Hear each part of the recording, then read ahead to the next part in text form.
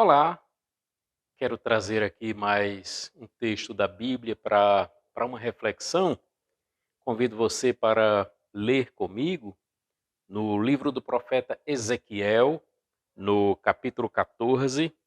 Eu vou ler os versículos 12, 13 e 14, que diz assim: Veio ainda a mim a palavra do Senhor, dizendo: Filho do homem, quando uma terra pecar contra mim, cometendo graves transgressões, estenderei a mão contra ela, e tornarei instável o sustento do pão, e enviarei contra ela fome, e eliminarei dela homens e animais. Ainda que estivessem no meio dela estes três homens, Noé, Daniel e Jó, eles, pela sua justiça, salvariam apenas a sua própria vida, diz o Senhor Deus. Se eu fizer passar pela terra bestas feras e elas a assolarem, que fique assolada e ninguém possa passar por ela por causa das feras, tão certo como eu vivo, diz o Senhor Deus, ainda que esses três homens estivessem no meio dela, não salvariam nem a seus filhos nem as suas filhas. Só eles seriam salvos e a terra seria assolada. Amém, né? Assim que nos diz a palavra de Deus. No entanto, eu quero trazer aqui um assunto que é muito delicado e com todo o cuidado possível, porque aqui no nosso texto, evidentemente, eu estou com a Bíblia na língua portuguesa, né, a Bíblia atualizada, e essa citação que se repete, Ezequiel capítulo 14, versículo 14, depois o versículo 20 e depois no capítulo 28, o versículo 3, que é a menção desses três homens, Noé, Daniel e Jó. Pois bem, evidentemente que aqui nos custa uma curiosidade, porque Noé e Jó, que eram muito antigos, muito antes de Ezequiel, e no meio destes colocar Daniel. Daniel era um dos exilados na Babilônia, juntamente com Ezequiel. Ambos viviam na Babilônia. Quando Ezequiel escreve esse livro, estava entre os exilados, ou seja, eram contemporâneos. Não sabemos se eles conviveram juntos, se conheciam ou não, mas essa curiosidade, por que Daniel, que é do livro de Daniel, está aqui junto com essas personagens muito antigas, o que parece haver algo estranho. E há algo estranho aqui. Assim, lamentavelmente, eu trago aqui este assunto, que é um problema de tradução. A Bíblia foi escrita, vamos pensar, geralmente no Antigo Testamento em hebraico. A maioria do texto bíblico do Antigo Testamento foi escrito na língua hebraica. Mas aí ele foi traduzido, e aí para muitas outras línguas, né, foi traduzido para o grego e também para nós o português. O que ocorre é que todas as traduções, mesmo antes de Cristo, quando se fez a tradução para o grego desse texto de Ezequiel, aparece o nome de Daniel. E em todas as demais. Em russo está assim, em inglês está assim, em espanhol está assim e em português. Mas esse Daniel não é o do livro de Daniel, o contemporâneo de Ezequiel na Babilônia. Não é. Novamente, aqui há um problema na tradução, que não deveria existir, que não tem necessidade disto. Colocar o nome de Daniel para fazer parecer que é o Daniel da Bíblia, e não é. Quero dizer para você que esse Daniel aqui não é o Daniel do livro de Daniel. Aqui, assim, ao que tudo parece, esse texto aqui, do capítulo 14 até o versículo 23, final desse capítulo 14, quando Ezequiel repete essa citação dos filhos, quando os pais não conseguiriam proteger seus filhos, né? Versículo 20, ele diz: tão certo como eu vivo, diz o Senhor Deus, ainda que Noé, Daniel e Jó estivessem no meio dela, não salvariam nem a seus filhos, nem a suas filhas. Pela sua justiça salvariam apenas a sua própria vida. Ele está fazendo a citação aqui daquilo que era muito comum na sua época, um outro assunto, que era o épico de Akhrat, que é uma mitologia ugarítica ou cananeia. Ele estava na Babilônia, ele conhecia este assunto. Se você procurar alguns outros vídeos, tem outras pessoas falando sobre esse mesmo assunto aqui. Claro, cada um vai trazer a sua percepção, a sua visão, e eu aqui quero contribuir com um esclarecimento, que aqui é um épico, é uma poesia que foi escrita muito, muito tempo atrás. Da mesma forma que os Lusíadas de Camões, a Odisseia e a Ilíada de Homero, que eles narravam, vamos assim dizer, fatos históricos, mas de forma poética. Esse épico, sim, é uma poesia que não chegou para nós completo, há fragmentos, algumas partes que faltam, mas ele conta a história do sábio Daniel, o Refaíta.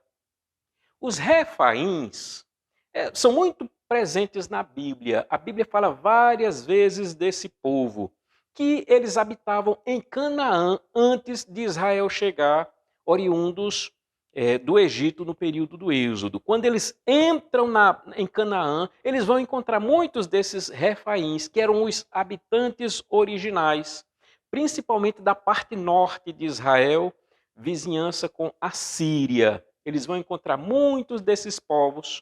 Lembra que quando os espias foram olhar, eles viram gigantes? Eram estes os Refaíns, de que trata o épico de Akhrat, esse escrito ugarítico, essa mitologia. É uma mitologia, mas Ezequiel está citando.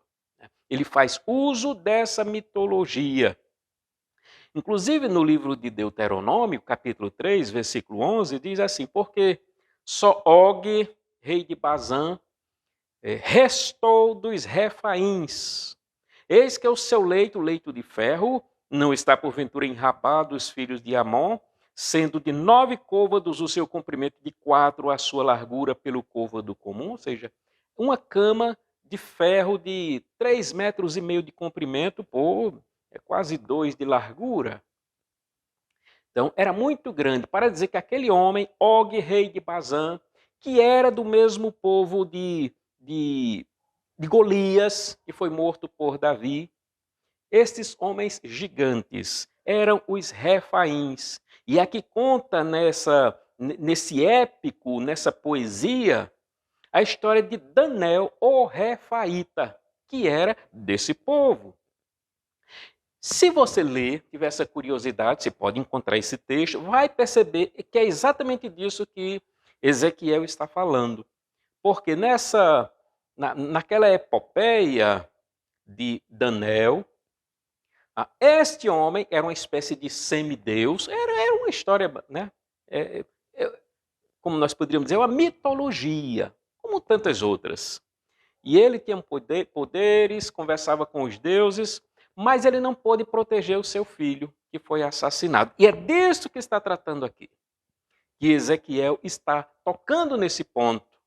Né? Os pais, quando não conseguem proteger seus filhos. Mas aqui, eu quero voltar-me agora somente para uma questão que é de grafia, de escrita.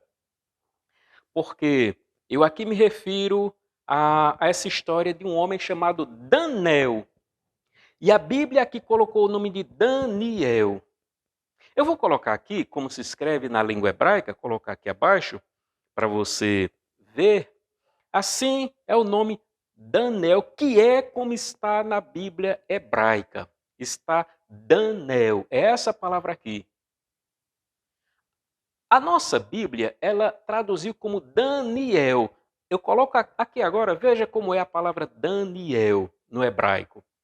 São muito parecidas, evidentemente. Tem só essa letrinha a mais no nome de Daniel, que eu sinalizo aqui com esta seta. Ou seja, é a letra I.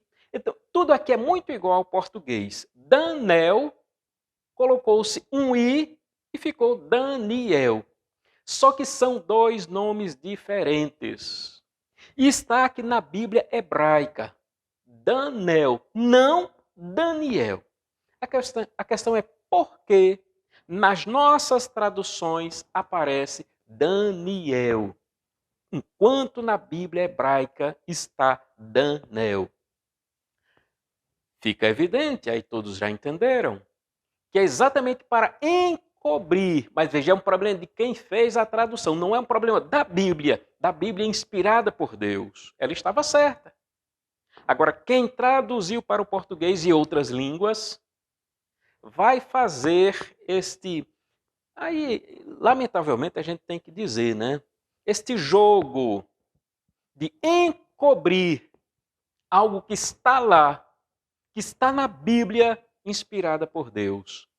E o nome Danel foi modificado para Daniel. E a gente vai pensar que é Daniel, o Daniel da Bíblia, e não é. E aí nós vamos ser... É como se fosse uma preocupação para nós não questionarmos por que Ezequiel está fazendo uso de um material que é uma mitologia. Ele está citando uma mitologia. Não tem problema nenhum. Contanto que se diga, ele está citando uma mitologia. Não há problema nenhum, mas a nossa tradução faz esse trabalho de modificar o nome para a gente não perceber que aqui ele está citando, não está dizendo que está certo nem errado. Ele está citando algo que era comum na sua época, lá na Babilônia, onde ele estava. A mitologia de Daniel. Faz o seguinte, pesquisa isso aí na internet, você vai encontrar, agora repito, você vai encontrar pessoas falando sobre isso, mas de outras formas. Eu quero dizer que não tem nada errado aqui na Bíblia hebraica. Está errada a tradução para o português quando se inseriu o nome de Daniel onde não deveria. É assim, olha, isso não deve modificar a tua fé e abalar de jeito nenhum. Se a tua fé se abalar por isso, é porque, sinceramente, esta fé já está muito frágil. Agora, esse tipo de correção eu faria na Bíblia. Corrigir para o que é certo. Tira o nome Daniel, coloca o nome Danel, que é como está na língua hebraica. Assim desejo que Deus te abençoe. E mais, depois eu vou gravar outros vídeos mostrando que isso se repete em outros lugares. Não é só este caso isolado, em que foi feita uma modificação, em que se colocou uma palavra diferente do que deveria. Isso se repete. São desafios para a nossa fé. Mas quem tem fé verdadeira não se abala com essas questões. Pelo contrário, se fortalece. Desejo muito que Deus te fortaleça, que Deus te ajude. Continua, meu irmão. Leia a palavra de Deus, leia a Bíblia, estuda. E algumas coisas a gente esclarece por aqui. Deus te abençoe.